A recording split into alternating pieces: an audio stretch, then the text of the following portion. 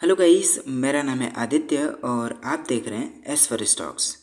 Guys, इस video में हम बिग डब्ल्यू पैटर्न के ऊपर हाल फिलहाल में जितने भी ट्रेड्स बने हैं उनको कवर करने वाले हैं। इस वीडियो में मैं सिर्फ निफ्टी को कवर कर रहा हूँ 5 मिनट के टाइम फ्रेम पे। 5 मिनट के टाइम फ्रेम पे निफ्टी के जितने भी हाल फिलहाल के ट्रेड्स बने हैं उसको हम इस वीडियो में कवर करेंगे। आने वाले वीडियोस में मैं बैंक निफ्टी को भी कवर करूंगा, स्टॉक्स को भी कवर करूंगा और क्रूड ऑयल को भी कवर करूंगा। ठीक है, तो इस वीडियो में हमें क्या क्या देखने को मिलेगा, हम देखेंगे डिफरेंट ट्रेड्स और उसके बाद हम उसमें देखेंगे इंट्री, स्टॉप लॉस और टारगेट। उसके बाद बहुत ही इंपॉर्टेंट है ये कि इसकी बेड पिक्चर्स भी हम देखेंगे कि बिग डब्ल्यू पैटर्न कैसे बनता है और कैसे फेल होता है। सब कुछ खराब होता है फिर भी लोग इंट्री बनाते हैं और वो फेल हो जाता है।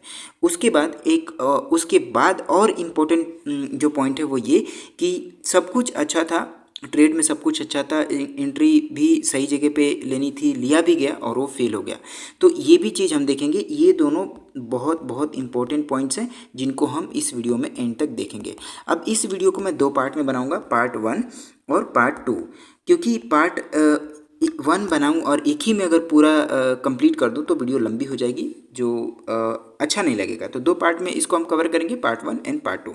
तो बिना किसी देरी के स्टार्ट करते हैं वीडियो। आपके सामने खुला हुआ है ट्रेड नंबर 1 और स्लाइड नंबर 2। इस वीडियो में आगे बढ़ने से पहले मैं आपको एक इम्पोर्टेंट पॉइंट बता देता हूँ कि मुझे लगता है कि जब मैं इस ट्रेड सेटअप की वीडियो अपलोड किया था तो उसमें मैं एक इम्पोर्टेंट पॉइंट मिस कर गया। अगर मैंने बताया है तो अच्छी बात है, अगर नहीं बताया है तो आप प्लीज़ उसे यहाँ नोट कर लीजिए। इंपॉर्टेंट पॉइंट क्या है और ट्रेड सेटअप कौन सा? ट्रेड सेटअप डब्ल्यू पैटर्न और M pattern, big W pattern और बिग एम पैटर्न। तो इंपॉर्टेंट पॉइंट क्या है कि डब्ल्यू पैटर्न और एम पैटर्न को कहीं भी अगर बने तो हम ट्रेड नहीं करेंगे। कहाँ ट्रेड करेंगे? देखिए, अगर डब्ल्यू पैटर्न की बात करें तो डब्ल्यू पैटर्न अगर बनता है किसी डिमांड जोन में या फिर किसी अच्छे सपोर्ट एरिया में या फिर किसी अच्छे कंसोलिडेशन जोन में, तब हम इसे ट्रेड करेंगे, अदरवाइज अवॉइड करेंगे। सेम एज एम पैटर्न के साथ भी है। अगर एम पैटर्न बनता है किसी सप्लाई जोन में बनता है या किसी रेजिस्टेंस एरिया में बनता है या फिर कोई कंसोलिडेशन जोन है, तब हम इसे ट्रेड करेंगे, अदरवाइज एम पैटर्न को भी अवॉइड करेंगे, बेटर रहेगा। क्योंकि अगर हम ऐसा नहीं करेंगे, कहीं भी ट्रेड लेंगे तो एसएल होने के चांसेस ज़्यादा होंगे। इन एरियाज में अगर हम ट्रेड लेते हैं तो हमारे लिए प्लस पॉइंट होगा, हमारे फेवर में मार्केट जाएगी और हमारे टारगेट हिट्स होंगे। ठीक है, अब इन केसेस के अलावा एक दो केसेस और होती हैं जब हम इसे ट्रेड कर सकते हैं बिना डिमांड, सप्लाई और रेजिस्टेंस सपोर्ट के भी। कौन सी केसेस है? अगर डब्ल्यू पैटर्न की बात करें, देखिए डब्ल्यू पैटर्न अगर मैं बात करूं तो आप इसे रिवर्स करके एम पैटर्न भी अंडरस्टैंड करिएगा। ठीक है, तो अगर डब्ल्यू पैटर्न की बात करें, डब्ल्यू पैटर्न बनता है किसी साइकोलॉजिकल लेवल के पास, साइकोलॉजिकल लेवल के पास या साइकोलॉजिकल लेवल के ऊपर बनता है तो हम इसे ट्रेड करेंगे। सेम एज एम पैटर्न के साथ भी है। एम पैटर्न अगर किसी साइकोलॉजिकल लेवल के आसपास बनता है तभी भी हम इसे ट्रेड कर सकते हैं। इसके अलावा एक केस और होती है कि अगर डब्ल्यू पैटर्न की हम बात कर रहे हैं और डब्ल्यू पैटर्न में अगर प्राइस बहुत ऊपर से आ रही है और सेलिंग प्रेशर बहुत ठीक ठाक है, तो हम देखेंगे कि एंड में प्राइस में क्या वीकनेस आ रही है। क्योंकि प्राइस, बट ऑब्वियसली प्राइस अगर बहुत दूर से आएगी, बहुत ऊपर से आएगी तो उसमें वीकनेस आएगी और वो प्राइस थकेगी। तो जब वीक होगी तो हम देखेंगे कि एंड में क्या प्राइस में वीकनेस आ रहा है। मतलब जब वीकनेस को कैसे फाइंड आउट करेंगे कि बेस कैंडल बनेगी, छोटी छोटी कैंडल बनेगी या फिर किसी रेड कैंडल के ऊपर बैक टू बैक 2 या 1 ग्रीन कैंडल जाकर के क्लोज दे देगी, तो हमें समझ में आएगा कि now it's time to change the direction of market. ऐसा हो सकता है कि अब प्राइस का जो है मार्केट का डायरेक्शन अब चेंज होने वाला है, तो हम अंडरस्टैंड करेंगे और इस केस में भी हम डब्ल्यू पैटर्न को ट्रेड करेंगे। तो मैं आशा करता हूँ आपको समझ में आ गया होगा और आपने इस पॉइंट को यहाँ पे नोट कर लिया होगा। तो अब हम बढ़ते हैं एक्चुअल केस पे कि ट्रेड नंबर 1 और इसमें एंट्री, स्टॉप लॉस और टारगेट हम फटाफट देखते हैं।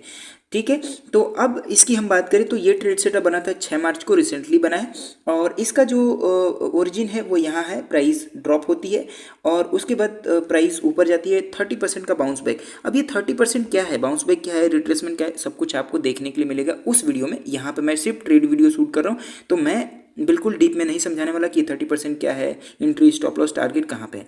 ठीक है, बस मोटा मोटा मैं बताऊंगा आपको। अगर डीप में देखना है, क्योंकि देखना ही पड़ेगा, क्योंकि अगर आप जब तक देखेंगे नहीं तब तक आपको ये जो है ट्रेड वीडियोस आपको समझ में नहीं आएंगी, ये स्लाइड्स आपको समझ में नहीं आएंगी, आपको जाके वो वीडियो देखनी पड़ेगी। ठीक है, तो आते हैं एक्चुअल केस पे कि ओरिजिन है यहाँ पे प्राइस ड्रॉप होती है, फिर 30% का बाउंस बैक, फिर प्राइस यहाँ आती है इस नॉर्मल डिमांड जोन में। अब ये भी आपको देखिए, एक डिमांड जोन यहाँ है, एक डिमांड जोन यहाँ है, तो ये पार्ट है इस सेटअप का, ये पार्ट है इस सेटअप का।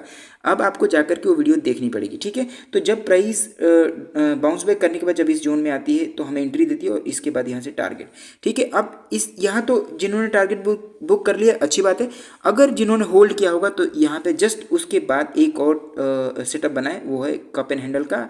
इसकी क्लोजिंग मिलती है और इसका जो है एक्चुअल जो लॉजिकल टारगेट होता है वो ये है, बट हम यहाँ बुक नहीं किए थे, हमने बुक किया था यहाँ पे। क्यों? क्योंकि ये वीक एरियाज़ है, कोई लॉजिक नहीं बनता यहाँ पे टारगेट बुक करने का, क्योंकि यहाँ पे जो है कोई ना ढंग का सप्लाई जोन है, ना ही कोई रेजिस्टेंस एरिया है। तो प्राइस को यहाँ जाना था एक ढंग के सप्लाई जोन में और वहीं पर हमने टारगेट बुक किया है।